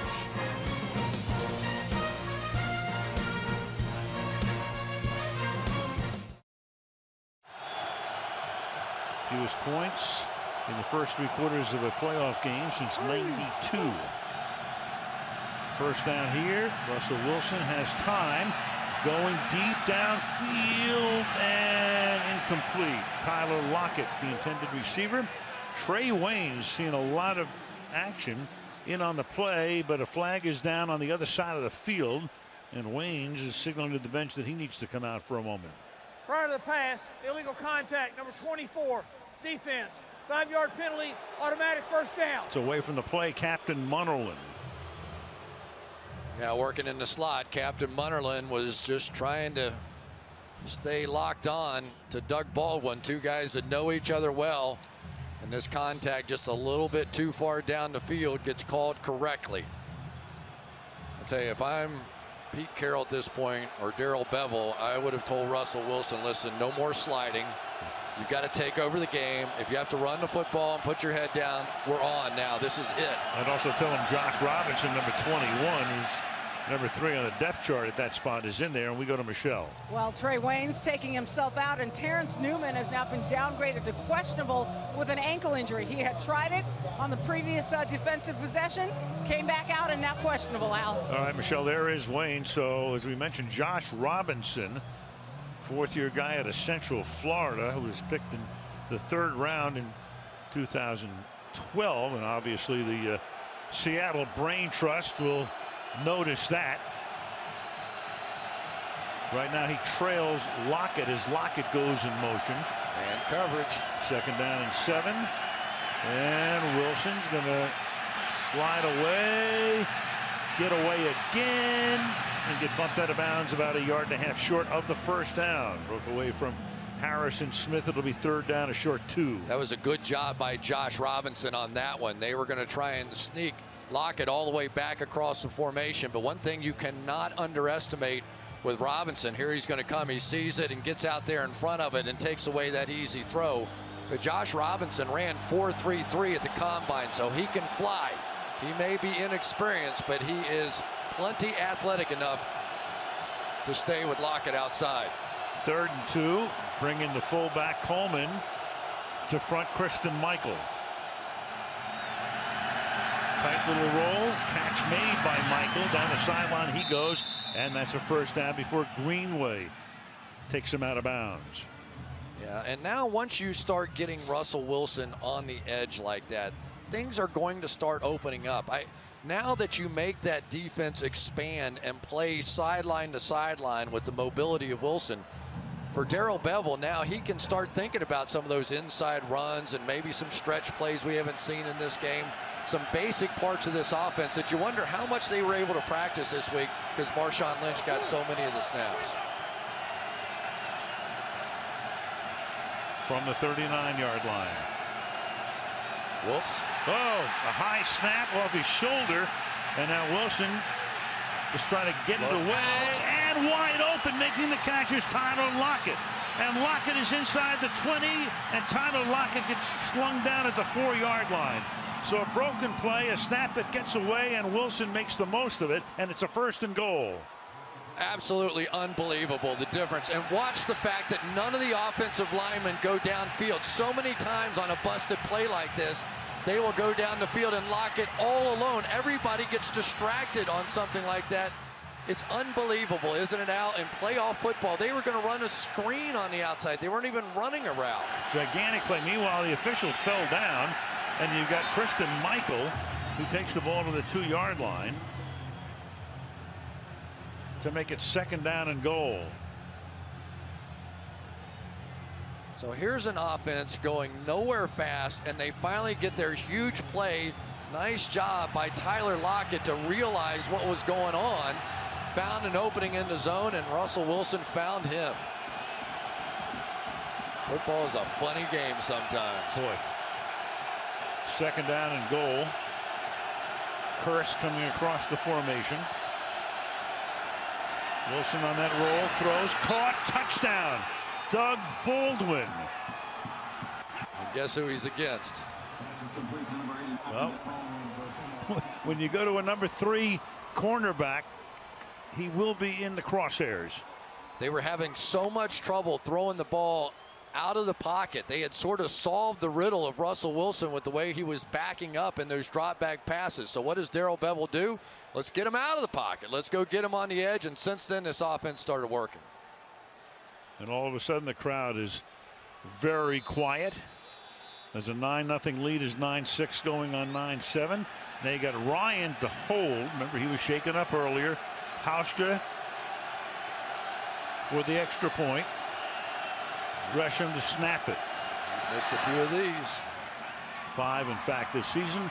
But this one is good with 11:37 to go in regulation. Carroll all smiles. What could have been a disaster turns out to be a gold mine. 9-7.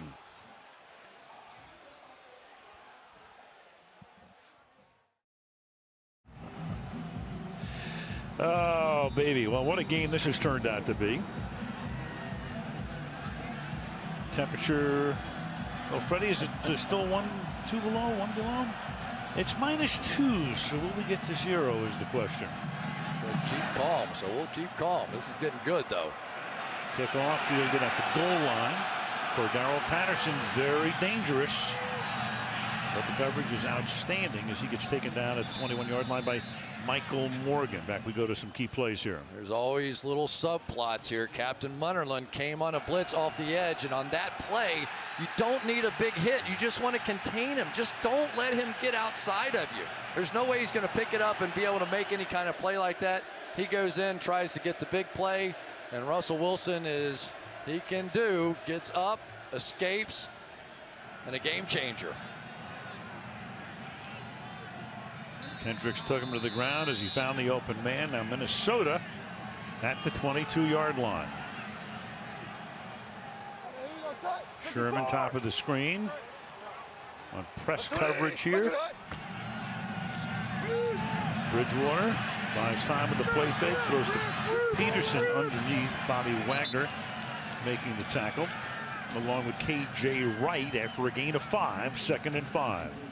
They had a little something going down the field that time to Stephon Diggs as well on that deep over crossing route. Somebody in the press box is saying, okay, next first down, we may take another look at that. Watch this. He comes all the way across the field.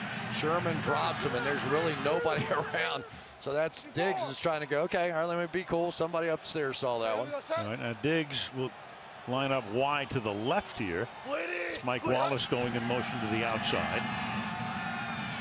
And Bridgewater slides away. Peterson makes the catch here and loses the ball.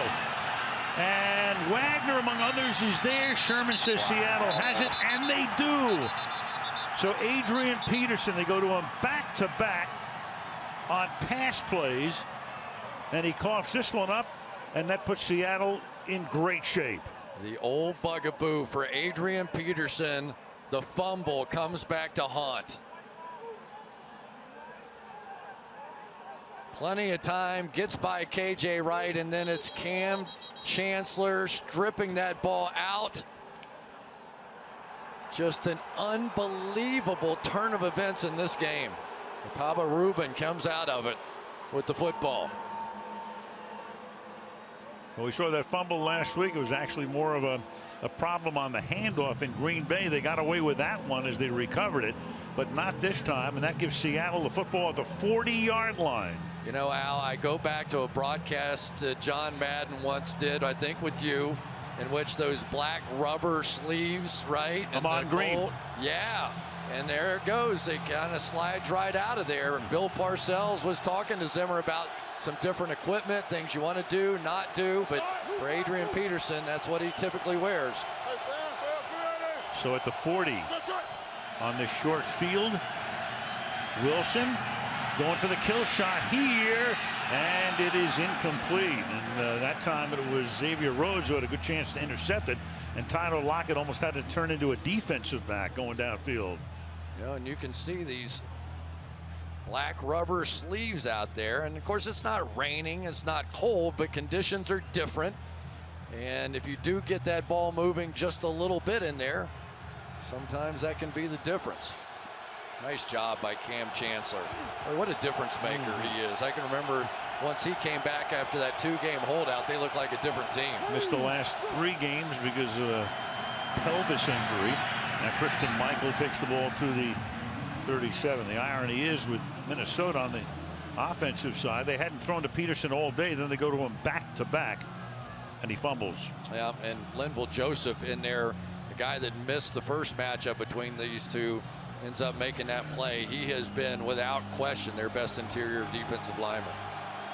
Pretty big play right here. I don't think it attempt a 55-yard field goal, so it's a 3rd down and 7 for Pete Carroll's group. Fred Jackson flanking Wilson in the backfield.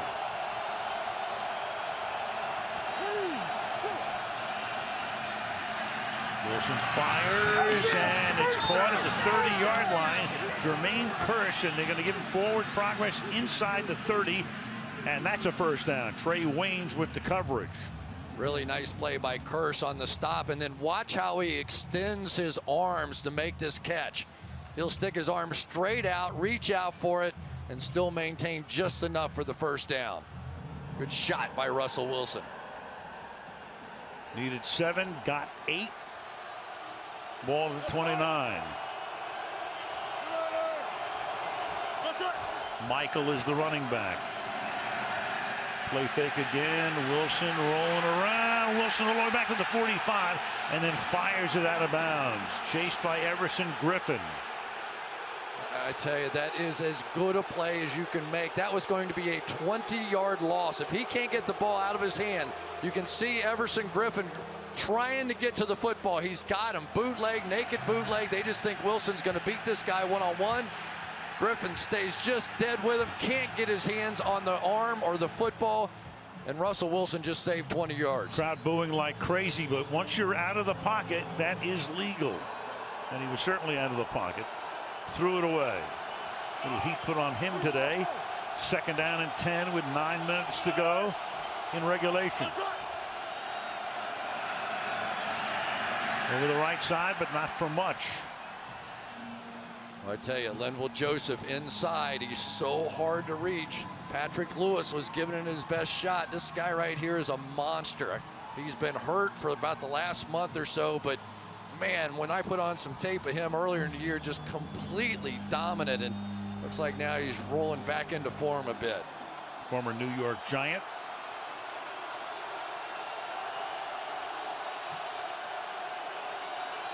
Third down, 9, 8.5 left.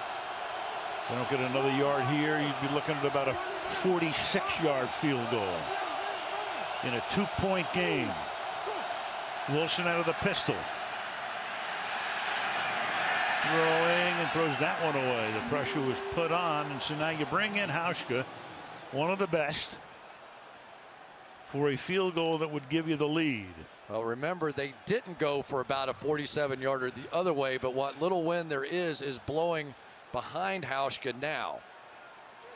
46-yard attempt, 13 field goal attempts in postseason play, and he's made them all. Ryan will hold this to give Seattle the lead. Otherwise, Minnesota gets the ball at the 36. Gresham to snap it. And Hauschka has just given Seattle the lead. So it took them until almost halfway through the 4th quarter. But Seattle is on top, 10-9 in the wild card game.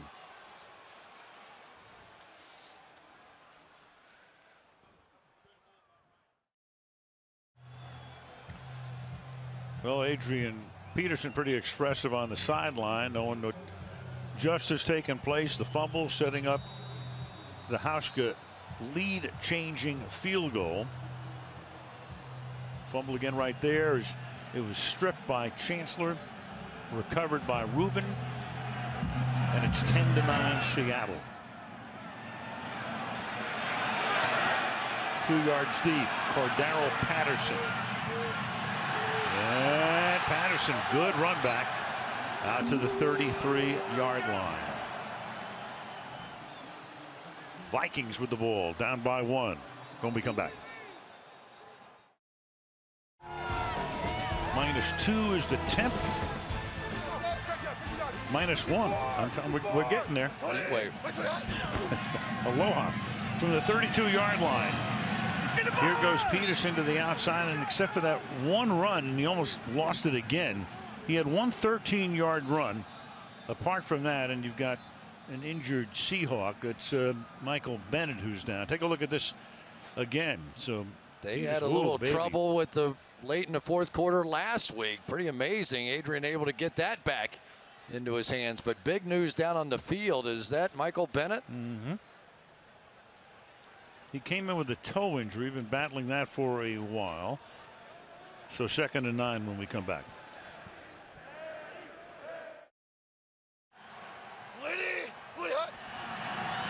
Second down and 9, and Bridgewater slipping, and down he goes, and that's Bobby Wagner who comes in for the sack. So after Bennett had to come off the field and was replaced by Dobbs, Wagner comes flying through the middle for the big sack.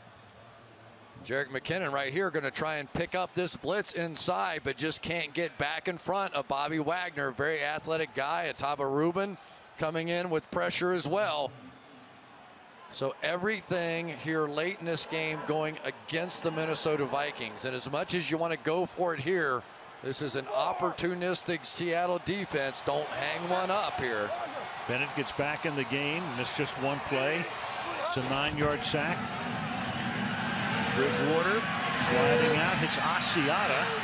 And Asiata takes the ball to the 37-yard line, but they will have to kick on 4th down as the clock rolls down to 6.5 left in the 4th. Boy, you go back to the missed snap on the part of Seattle turning into the big play, and then the fumble by Adrian Peterson. We've looked at a couple replays. Peterson didn't have his hand anywhere close to over the point of the ball, so an easy strip by Cam Chancellor. 2 plays just completely changed this game.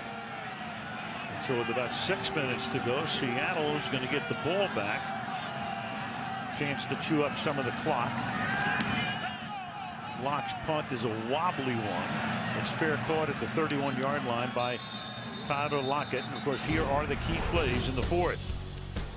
Well, going to get the missed snap, and then brilliance on the part of Russell Wilson to get up, escape Captain Munnerlyn, and then ultimately find Tyler Lockett down the field. Get Doug Baldwin for the touchdown. And then Adrian Peterson, without his hand, without his fingers over the tip of the ball, Chancellor strips it out. And just like that, what looked like a very safe lead for the Minnesota Vikings, and this Vikings defense playing so well, completely flipped around. Now we'll see if Russell Wilson can begin to chew up some clock here with 5:53 remaining in the 4th. Looking down the stretch, of course, Minnesota has all 3 timeouts and the 2-minute warning. Not time to panic, but it would help them a lot if they can stop them on a 3-and-out here. And it's a good beginning to this. It's a gain of almost 6 for Christine Michael out to the 37-yard line. The bracket now in the NFC. Seahawks 6, so they have to play all road games. Vikings 3. Packers Redskins to follow on Fox at 4:40 Eastern time. Panthers waiting at home. They'll play Sunday against the lowest seed remaining. If Seattle wins that, it will be them, and the Cardinals play the highest remaining seed. Could be the Vikings or Washington or Green Bay. 2nd and 4. Christine Michael. And he gets up to the 40-yard line. So the next play will be run under 5 minutes to go. And a pretty important 3rd and 1. Yeah, and the play that's been there the most consistently all day has been handing the ball off on that read option to Everson Griffin's side. You just wash everything down, and then he has to decide, is Russell Wilson running it or is the running back running it? They're not really in that set here. Looks like more of a power set here. Crowd sensing the importance of this with that clock winding down. 3rd and 1.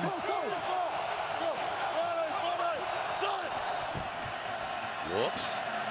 Off the fake. Wilson throws, and it's going to be almost intercepted, but they're going to be forced to punt.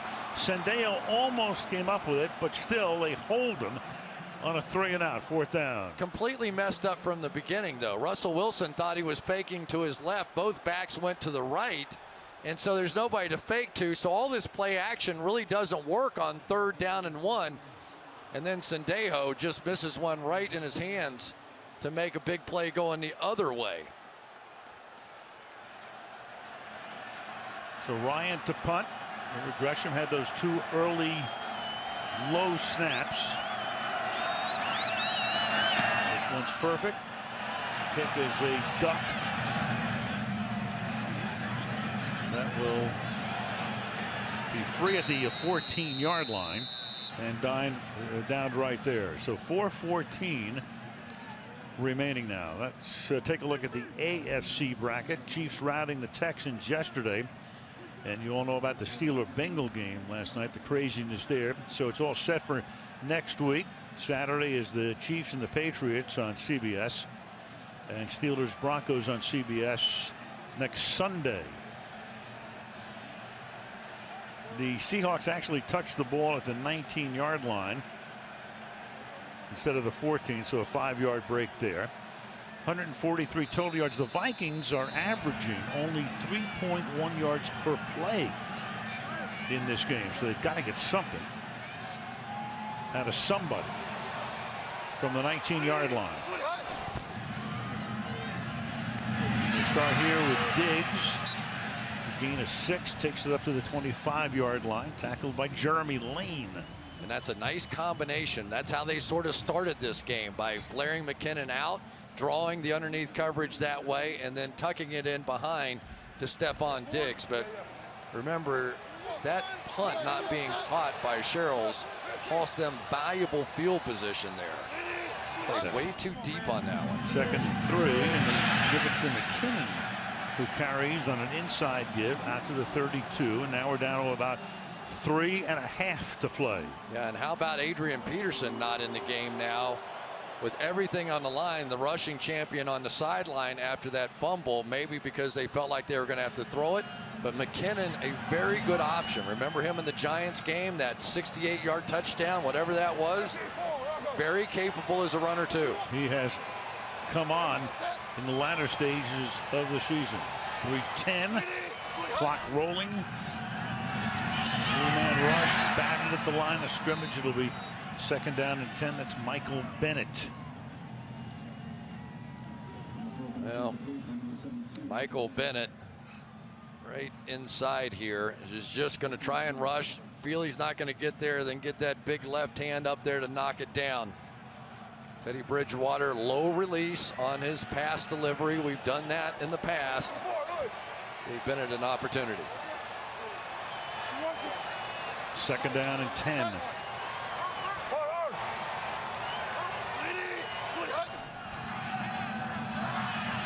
Pressure. And hold up. And Bridgewater's going to go down to the 26-yard line. So they bring the heat.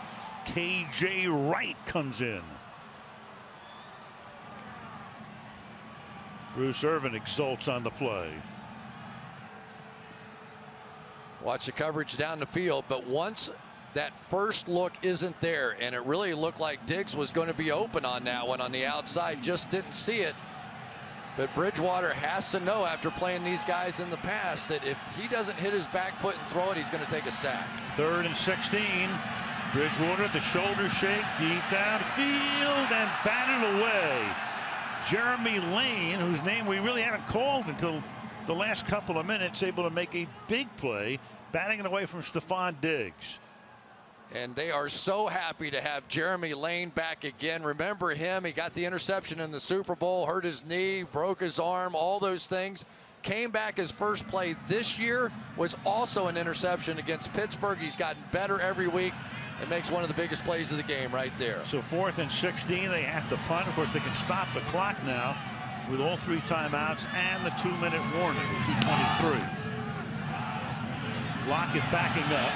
Fields at his own 28-yard line and just goes down to the 25, making sure he secured the ball. Well, Russell Wilson on a botched snap picks it up, makes Captain Munnerlyn miss, and just one of those plays that you see in the playoffs every once in a while that you'll never forget. And then Russell Wilson, they got him out of the pocket. Remember all the trouble he had when they were getting the rushers in behind him and he was trying to escape backwards. And there you go. There's the guy that for 3 quarters, not much. But Pete Carroll knew, just keep giving him opportunities and eventually he would make plays. And boy, could they use a few right now. So you have 2:13, you have 3 timeouts. There will be 4 clock stoppages. But a first down would be huge here, and 2 first downs would end the game. And the ball is handed off to Michael. And he'll take it to the 30-yard line. They'll take a timeout here on the front side of the 2-minute warning. Pete Carroll trying to join this group. Teams to play in 3 or more consecutive Super Bowls. We had the Dolphins. The perfect season was in the middle there. They lost the first one, won the next 2. Then you go back to the 90s and Marv Levy and that great group there who went to 4 Super Bowls in a row, only to lose them all. Of course, the most critical one was the first, when the 47-yard field goal by Scott Norwood was wide to the right. But a great run by that team, helping to lead to Marv Levy getting into the Hall of Fame. Bud Grant, another guy who lost 4 Super Bowls, he's in the Hall of Fame. Pete Carroll has been to 2 Super Bowls already. Won 1, of course, in a rout over Denver, and then who could forget last year. Yeah, but this is a team that has blown 5 fourth-quarter leads this year, so Pete Carroll far from comfortable right here. As Russell Wilson slowly makes his way back into that huddle, and this is big. They tried to throw that pass, and he made an audible on the last 3rd and 1. If Marshawn Lynch is in here, you know what you get. Right now, we'll see. Read option stuff would still be a choice. 2nd down and 6. There it is. And Christian Michael will take the ball to the 31-yard line, and that takes us to the 2-minute warning. Well, I'm not sure I wouldn't have called that timeout before the 2-minute warning. That would have saved you a couple of seconds. Anyway, 2-minute warning. Back after this.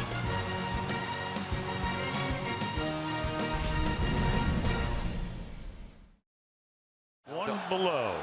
Now don't forget, the umpire in this situation into the game is right behind the defense here, so sometimes clever guys like Doug Baldwin can use him as a pick to get open.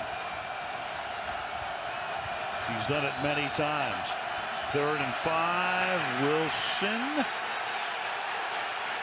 And Wilson throws, and it is in front of the bench, and flag is on the play as it was intended for, it looked like Lockett along the sideline, but a flag is thrown. Number 79, offense, penalties decline, 4th down. Right, Gary Gilliam, pass incomplete. Right out here, and as Russell Wilson scrambled to the right, Barr was going to come off, and Gilliam just held him right there, and it was flagged. And here you go. Oh boy. And I tell you, once again, I'm not so sure that Marcus Sherrills isn't too deep. These kicks have not been going this far. Right, he's all the way back at his own 30-yard line, so he's 50 yards from the line of scrimmage.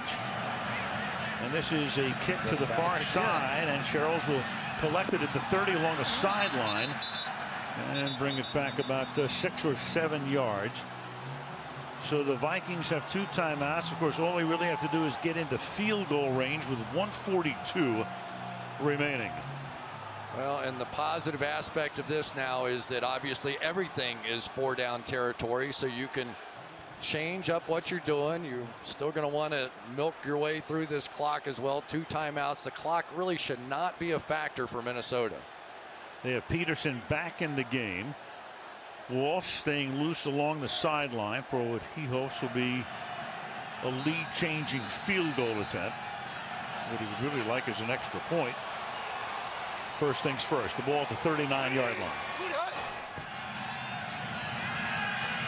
Bridgewater has that one tipped at the line of scrimmage. It might have been Clark, Frank Clark, number 55, the rookie out of Michigan.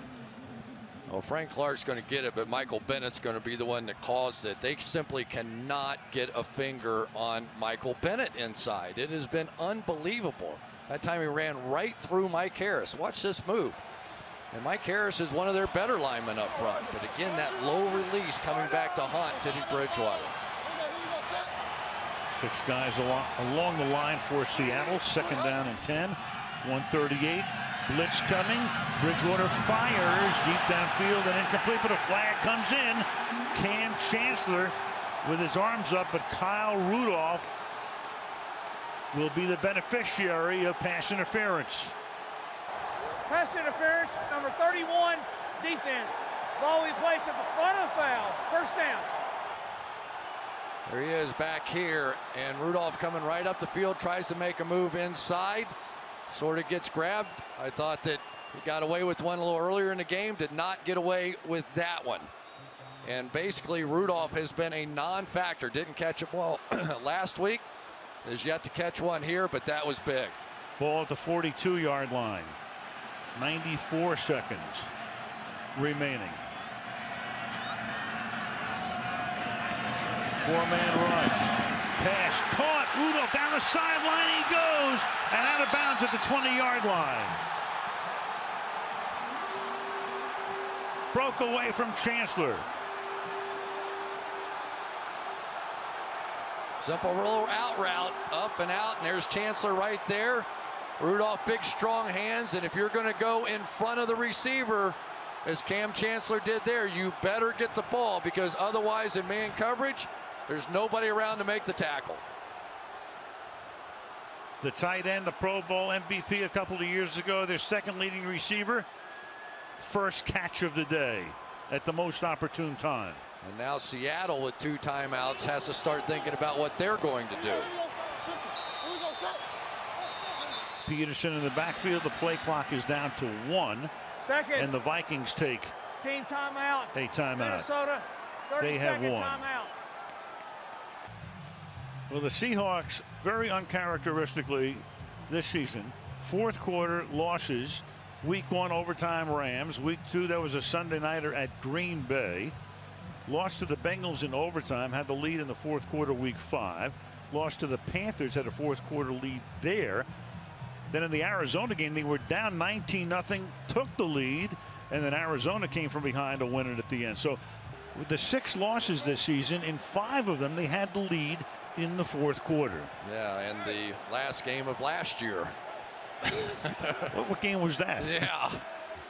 So for Pete Carroll, it has been a tough go, but boy, this is old school football. This is what I'm reminded of when I was a kid. All the breath and you can see how cold the players are, and yet the execution pretty good. Russell Wilson's made so many dynamic plays. It has been Michael Bennett inside, and you can't make the big mistake here. I can't imagine you get anything but runs from here on out. Especially with the sun beginning to go down, as you can see. And the receivers would look back into the sunshine, especially to the right side. Now they give it to Peterson, and make sure he secures it. And he gets stopped there for a gain of 1.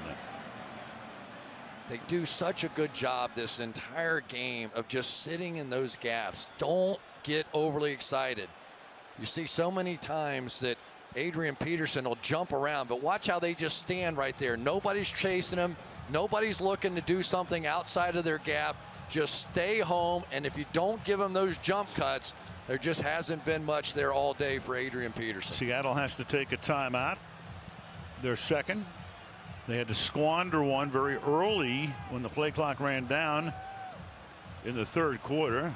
That would be beneficial to them right now. They have 1 more timeout remaining. Minnesota, of course, doing everything to keep the football, set Blair Walsh up for what would be a lead changing field goal, and then the best Seattle can hope for at that point would be to get the ball back with about a half a minute or so and no timeouts. Well, you have to have them burn that last timeout. Anything but a run here would be an absolute stunner. 2nd and 9. And to the 13-yard line goes Peterson. That will take us to 1:15 and their final timeout. So many times the game can come down to one-on-one matchups. It was Kyle Rudolph against Cam Chancellor. You get the pass interference on the first one, you get the drive started, and then the out route on the next one. Chancellor tries to undercut it, and Rudolph gets away. And that has set up what is going to be a steamy finish. That is a great shot. Welcome to Jupiter. Well, we finally got to 0. I told you it was going to heat up today. Wow. What a game. Wild and wacky. like so many of these playoff games have been over the past few seasons in particular. So Peterson is in there. You got a 3rd down and 4. To get the first down, they can take the clock all the way down to the end. Peterson, and he's about a yard short of the first down. So it's 4th down, and now they're compelled to kick the field goal. Had they gotten the first down, of course, they could have taken it all the way down and kicked a game-ending field goal. But now, well, they're going to line up anyway, apparently, to... Yeah, just going to wait and take that last offside. time out. Just why fool around here? Yeah. I don't think they're going for this one. No, I don't think so either. Of course, if you're Seattle and you've got a punt block play that you've been saving, oh, remember or how a kick close, or a field goal block. Remember how close Richard Sherman came to the last one? Yes, he did. Final timeout. Walsh's kicks today. Final team timeout. On a day where any kick is not easy. Had a chip shot 22-yarder. And this one, underneath the laces he went to kick a 43-yarder. A 47-yarder made the score 9-0. Seattle overtook them. 10-9 lead. Now you have 26 seconds. So if the kick is good, Seattle's going to get the ball with maybe 21 or 22 seconds. Richard Sherman almost got the last one out, and sometimes the special teams coach will say, make sure you get Sherman, and the guy inside of Sherman can jump in that gap. So it's going to be a very dangerous side off to the kicker's right side, off to Blair Walsh's right-hand side. 27-yard attempt. Jeff Locke is the holder. McDermott is the snapper. And the kick is no good!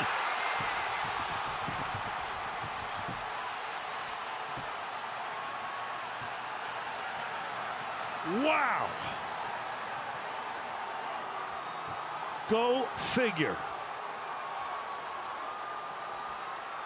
Oh, baby, yeah. It's time to pray to the heavens, Michael. You're right.